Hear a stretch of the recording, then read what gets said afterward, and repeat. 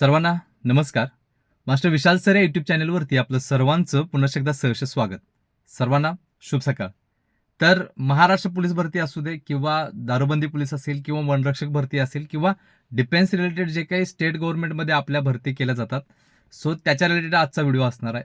सगळ्यात महत्त्वाचा विषय आहे की हे जे मगापासून वर्ग 3ची पदे सांगितली, जी वर्दीच्या रिलेटेड आहेत, ह्या जागा कधी भरल्या जातील, कशा पद्धतीनं आहे, कोणकोणत्या भरत्या द्यायच्या, कोणकोणत्या नाही, मुलांचं कल कुठे जास्त आहे, स्पर्धा कुठे कमी आहे किंवा जागांच्या बाबतीत कशा पद्धतीनं असतात किंवा क्वालिफिकेशन काय लागतं किंवा जे काय असेल त्या पद्धतीनं आजचा व्हिडिओ अतिशय महत्त्वाचा असणार आहे, की ह्या ज्या भरत्या आहेत त्या भरत्यांमध्ये विद्यार्थ्यांनी काय करायला पाहिजे आणि कशा पद्धतीनं फोकस करायला पाहिजे, या सगळ्या गोष्टींचं मार्गदर्शन तुम्हाला ह्या व्हिडिओच्या माध्यमातून आता आपण करणार आहोत. थोडक्यात ह्या भरत्या कधी पडतील ह्याचं सुद्धा मार्गदर्शन तुम्हाला या व्हिडिओच्या माध्यमातून होणार आहे. सुरुवातीला एक विनंती करतोय की आपल्या चॅनलवर नवीन असाल तर चॅनल सबस्क्राईब करून घ्या. त्याच पद्धतीनं टेलिग्राम चॅनल सुद्धा ची लिंक जी आहे ती या व्हिडिओच्या खाली डिस्क्रिप्शन बॉक्समध्ये दिलेली आहे, ते जाऊन तुम्ही टेलिग्राम चॅनल जॉईन करून घ्यायचं आहे. तर सगळ्यात महत्त्वाचं की महाराष्ट्रामध्ये सगळ्यात मोठी भरती जी असते किंवा गाजलेली भरती जी असते ती म्हणजे महाराष्ट्र पोलीस भरती. 2 नंबर जर बघायला गेलं विद्यार्थ्यांचा कल तर वनरक्षक भरती आणि 3 नंबर बघायला गेलं तर दारूबंदी पोलीस. तर बघायला गेलं तर पदानुसार किंवा डिपार्टमेंट वाईज किंवा हेल्थ बघायला गेलं किंवा पेमेंट बघायला गेलं किंवा जे काय असेल त्या सगळ्या गोष्टींचा विचार करता यातल्या 3 डिपार्टमेंटमधल्या ज्या काही 3 वर्ग 3च्या पोस्ट आहेत ज्या वर्दीच्या रिलेटेड आहेत त्यातली सगळ्यात बेस्ट पोस्ट कोणती, तर सगळ्यात बेस्ट पोस्ट जी आहे ती एक्साईज डिपार्टमेंटमध्ये जवान म्हणजेच कॉन्स्टेबल म्हणजेच काय दारूबंदी पोलीस. त्यानंतर येते वनरक्षक भरती आणि त्यानंतर येते पोलीस भरती. आता विद्यार्थ्यांचा कल म्हणजे काय, एज्युकेशन वाईज विद्यार्थ्यांना माहीत नसते की आपण पुढे भविष्यात काय करणार आहोत, कशा पद्धतीने करणार आहोत. पालकांना पण माहीत नसते, विद्यार्थ्याला फक्त शाळेत घालायचं म्हणून घालायचं. पुढं आपण ज्या फॅकल्टीमध्ये घालणार आहोत त्याच्या रिलेटेड पुढच्या ज्या काही अपकमिंग ऑपॉर्च्युनिटी आहेत त्याचा जरासुद्धा विचार पालक करत नाहीत आणि विद्यार्थ्याला सुद्धा हल्ली एज्युकेशन म्हणजे नको झालंय, कारण की सोशल मीडियाच्या माध्यमातून एवढं ग्रासलेलं आहे हे जीवन ह्या तरुण मुलांचं की बघायला नको. सो अशा पद्धतीनं सगळ्यात महत्त्वाचं पोलीस भरतीमध्ये सगळ्यात जास्त जागा असतात, त्यामुळं भरपूर ग्रामीण भागातली मुलं मुली ही पोलीस भरतीची तयारी करत असतात आणि त्यानंतर मग सायन्सच्या रिलेटेड किंवा अर्थशास्त्र असेल किंवा जॉग्राफी असेल, सो अशी मुलं ही फक्त वनरक्षकची तयारी करतात. आणि इकडे बघायला गेलं तर दारूबंदी पोलिस सुद्धा 12वी पास किंवा पदवी पासच्या लेवलचे सुद्धा काही पोस्ट आहेत, लेखापाल वगैरे वगैरे. सो अशा पद्धतीनं हे ज्या पोस्ट आहेत ह्या तिन्ही पोस्ट अतिशय महत्त्वाचे आहेत. तर मला एवढं सांगायचं आहे व्हिडिओच्या माध्यमातून की तुम्ही जर महाराष्ट्र पोलीस भरती देत असाल तर त्यासोबत तुम्हाला वनरक्षक भरती आणि दारूबंदी पोलीस सुद्धा भरतीची जी काही पोस्ट आहेत त्याची सुद्धा प्रिपरेशन आतापासून करायला पाहिजे, एवढं लक्षात ठेवायचं.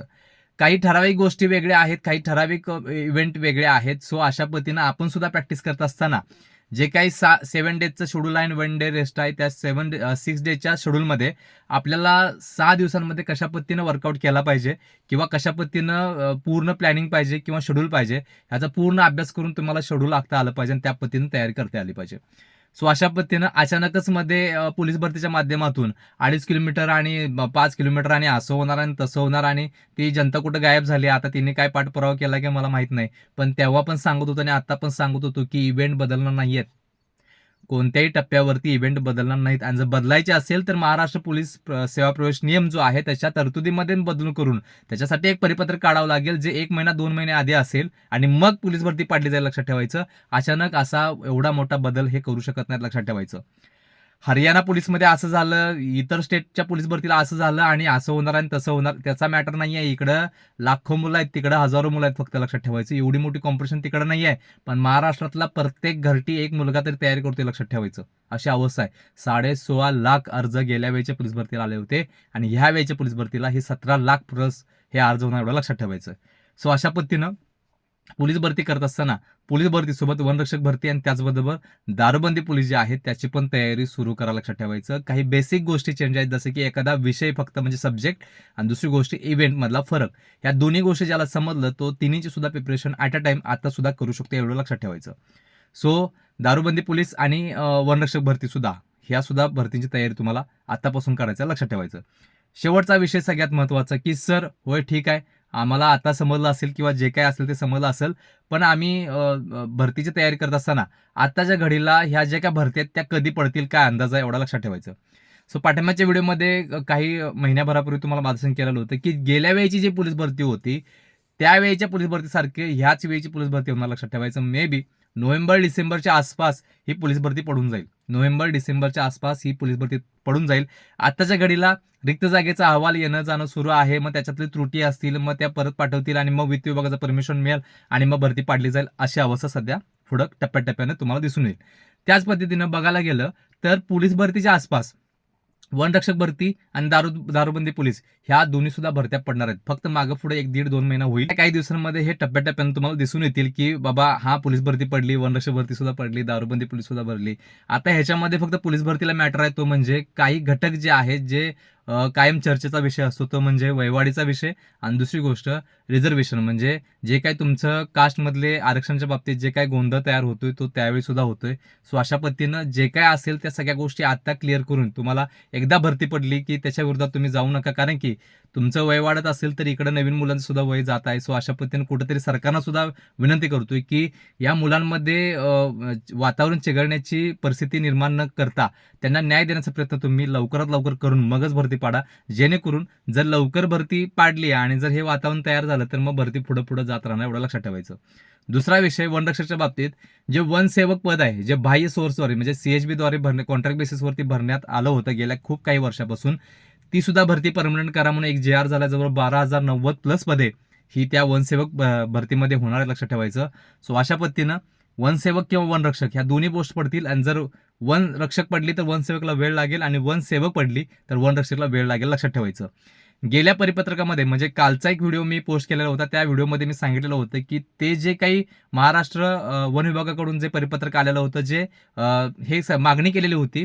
सो अशा पद्धतीनं त्याच्यामध्ये जे सांगितलेलं आहे की वनरक्षक भरती जी आहे ती 2027ला होणार आहे. त्याच्यामध्ये एक हिडन एक लाईन होती बघा, तुम्हाला मी जाणून बुजून ती दाखवून दिली की 2027ला वनरक्षक भरती जी होणार आहे त्यासाठी MPSC कडे वर्ग करण्यात यावी किंवा जे महाराष्ट्र शासनाचा JR होता की वर्ग 3 मधल्या ज्या काही पदं होती, वर्ग 3 मधली जी पदं आहेत ती सरळ सेवेच्या MPSCच्या माध्यमातून 59 संवर्ग हे MPSC कडून भरण्यात यावे असं सांगितलेलं होतं. पण ते तसं होणार नाही म्हणून मी पाठिंबाच्या व्हिडिओमध्ये सांगितलेलं आहे.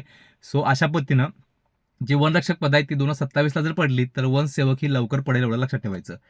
सो अशा पद्धतीनं दारूबंदी पोलीसला कोणत्याही पद्धतीने प्रॉब्लेम नाही आहेत. पाठिंबाची भरती ही झालेली आहे क्लिअर. त्यानंतर 2, 2.5, 3 वर्षाचा कालावधी गेलेला आहे. त्याच्या आधीची भरती ही 10 वर्षानंतर 10-12 वर्षानंतर पडलेली होती. म्हणजे एवढ्या स्पेस नंतर दारूबंदी पोलीस पडली आणि त्यानंतर आता एवढा अवधी गेलेला आहे. सो नवीन रिक्त पदे निर्माण झालेली आहेत. सो ती सुद्धा भरती येणाऱ्या काही दिवसांमध्ये पडून जाईल, एवढं लक्षात ठेवायचं. हे झाला विषय सगळा की सर डिसेंबरच्या आसपास सगळ्या भरती पडून जातील, मग आम्हाला काय करायचं आहे? पर्याय नाही. तुम्हाला फक्त एकच गोष्ट करायचं आहे की काही पण करून यावेळी 2027 गाजवायचं, लक्षात ठेवायचं. गुलाल हा दुसऱ्याच्या अंगावर न रंगता स्वतःच्या अंगावर कसा रंगतो याचा सुद्धा विचार तुम्हाला करता आला पाहिजे. त्यासाठी तुम्हाला आता मोहीम आखून त्यासाठी प्रयत्न करावे लागतील, लक्षात ठेवायचं. फिजिकल असेल, लेखी असेल, 3 पोस्टमधला फरक काय आणि करायला काय पाहिजे या सगळ्याचा विचार करून प्रॉपर मार्गदर्शन घ्या आणि मग तयारी सुरुवात करा. आणि एकदा सुरुवात केल्यानंतर अजिबात थांबू नका. जोपर्यंत निकाल लागत नाही तोपर्यंत आपल्या हातामधलं पुस्तक सुटलं नसलं पाहिजे. जोपर्यंत निकाल लागत नाही तोपर्यंत आपलं जे काही पाय आहेत ते आपल्या ग्राउंडला लागलेच पाहिजे, एवढं लक्षात ठेवायचं. लागलेच पाहिजेत. अजिबात नाही. भरती दिले, चांगला स्कोर झालाय, काहीही होऊ शकतं. 1 मार्काने सुद्धा शीट जाऊ शकते. एका मार्कांवर 3, 4, 5, 6 मुलं असलेली दिसून येतात, लक्षात ठेवायचं. त्यामुळं 130, 127, 125, 120 पडलेत म्हणून आनंदात जाऊ नकोस. कधीही काही होऊ शकतं. सो कंटिन्यू जोपर्यंत निकाल लागत नाही, PDF मध्ये नाव येत नाही तोपर्यंत आपली तयारी झालीच पाहिजे. दुसरी गोष्ट तुमच्या माहितीसाठी एक गोष्ट सांगतोय ही महाराष्ट्र पोलीस भरती असू दे किंवा वनरक्षक भरती असू दे किंवा दारूबंदी पोलीस भरती असू दे, जे काही असेल त्याच्यासाठी आपण महाराष्ट्रातल्या मुलींसाठी, महिलांसाठी निवासी बॅच चालू केलेली आहे. निवासी बॅच, रहिवाशी सगळं मार्गदर्शन माझं असणार आहे. मी स्वतः 24 तास तुमच्यावर वॉशरूम असतोय. सगळं मार्गदर्शन असते. रात्री 9 ते 11, 12 पर्यंत आमचं रिव्हिजन असते आणि अशा पद्धतीनं डेली 12 हवर्सचं लेखीचं शेड्यूल असतं आणि त्याच पद्धतीनं 2 ते 4 तास ग्राउंडचं असतं आणि उरलेले 7-8 तास रेस्ट असते. सो अशा पद्धतीनं प्रॉपर नियोजन आखून आमची बॅच चालू झालेली आहे. सो महाराष्ट्रातील ज्या काही मुली असतील त्यांना विनंती करतोय की तुम्ही जर इकडे सातारा, सांगली, कोल्हापूर, सिंधुदुर्ग, रत्नागिरी, रायगडच्या या भागामधून असाल किंवा ज्या आपल्याला मानतात ज्याला वर्दी फिक्स हवे आहे त्या मुलींनी कोणताही विचार न करता महाराष्ट्रातून कुठूनही असाल तर 100% ह्या स्क्रीनवरती दिलेल्या व्हॉट्सअप नंबरवरती एकच मेसेज करायचा आहे की सर आम्हाला रहिवासी बॅचचे डिटेल्स द्या. फक्त मुलींसाठी सुरू केले, मुलांना थोडा वेळ लागेल एवढं लक्षात ठेवायचं. मुलांची कोणतीही बॅच नाही आहे, त्यामुळे मुलांनी कोणी मेसेज करू नका, थोडासा वेळ लागेल एवढं लक्षात ठेवायचं. मुलींसाठी बॅच सुरू झालेले आहे, जिला जिला यायचं असेल तिने लवकरात लवकर ह्या स्क्रीनवरती दिलेल्या व्हॉट्सअप नंबरवरती एकच मेसेज करा आणि पुढच्या 2 महिन्यामध्ये तुमच्यातला बदल हा तुमच्या समोर दिसेल एवढं लक्षात ठेवायचं. सो विनंती करतो की ज्यांना ॲडमिशन घ्यायचं आहे त्यांनी वेळ न घालवता आत्ताच या स्क्रीनवरती दिलेल्या व्हॉट्सअप नंबरवरती एकच मेसेज करा. आपली टीम तुम्हाला डिटेल्स देईल आणि तुम्ही विचार करून मग होय की नाही सांगू शकताय आणि लगेचच पटकन जॉईन होऊ शकता एवढं लक्षात ठेवायचं. सो आदरणीय सर्व विद्यार्थ्यांना एक विनंती करतोय की ह्या व्हिडिओच्या माध्यमातून एकच सांगायचं होतं की तुम्ही एका भरतीची तयारी न करता त्याच्या पॅरलल जे काय अदर सब्जेक्ट असलेले पोर्शन असलेले फिजिकल शेड्यूल असलेले जे काही इव्हेंट आहेत, असे जे इव्हेंट असतील, अशा ज्या भरत्या असतील त्याची तुम्ही तयारी 100% करा लक्षात ठेवायचं. कारण की इथं खूप मोठी कॉम्पिटिशन आहे. काही मुलं ही नाही ती नाही काही तर मिळवतात आणि आपलं जे काही गाडा आहे तो चालवतात लक्षात ठेवायचं. सो सर्व आदरणीय विद्यार्थ्यांना ह्या तिन्ही भरतीसाठी मी शुभेच्छा देतोय. ह्या तिन्ही भरतीचं मार्गदर्शन आपल्या या युट्यूब चॅनलच्या माध्यमातून आपण डेली देण्याचा प्रयत्न करतोय. सो लवकर आपला चॅनल सबस्क्राईब करून घ्या आणि टेलिग्राम चॅनल सुद्धा जॉईन करून घ्यायचा आहे. शेवटी सर्व आदरणीय विद्यार्थ्यांना ह्या भरतीसाठी शुभेच्छा देतोय आणि मी इथं थांबतोय. तोपर्यंत धन्यवाद.